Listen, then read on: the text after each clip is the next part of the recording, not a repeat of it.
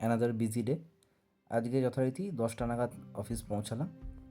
তারপর আজকে ভালোই চাপ ছিল। ফার্স্ট হাফে একদম নড়াচড়া করা যায়নি।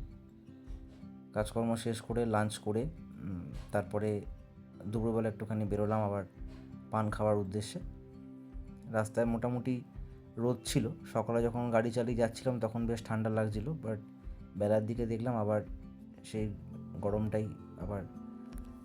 যাই হোক, তারপরে অফিস করে 5:30 নাগাদ 6টা নাগাদ বেরিয়ে বাড়ির দিকে রওনা দিলাম। তখন আবার বেশ দেখলাম যে ঠান্ডাটা লাগছে, এবং একটা জিনিস লক্ষ্য করলাম, যারা 2 চাকা চালাচ্ছে মোটামুটি বেশিরভাগেরই গায়ে শীতের পোশাক মানে জ্যাকেট বা সোয়েটার পরনে রয়েছে।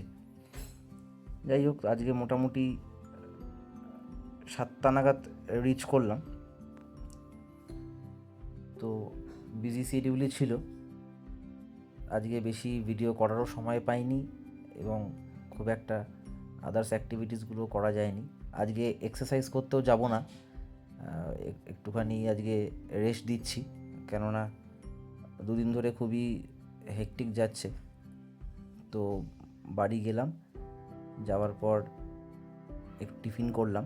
যেহেতু আজকে ওয়ার্কআউট যাব না, তো হালকা একটু মুড়ি খেলাম।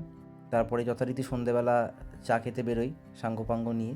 তো ভাইদের জন্য অপেক্ষা করছিলাম, বাবুরা সব এলেন 15-20 মিনিট আমাকে দাঁড় করানোর পর। যাই হোক, মোটামুটি রাত হয়ে গেছে, কিছু জিনিসপত্র কেনার ছিল, বিটি রোডে গেলাম কিছু জিনিসপত্র নিয়ে। আস্তে আস্তে এবার বাড়ি ফেরার পালা। আজকের মতো দিন শেষ, আবার একটা দিন নষ্ট করে ফেললাম। যাই হোক, কালকে আবার দেখা হচ্ছে। আজকে বেশি কথা বলবো না।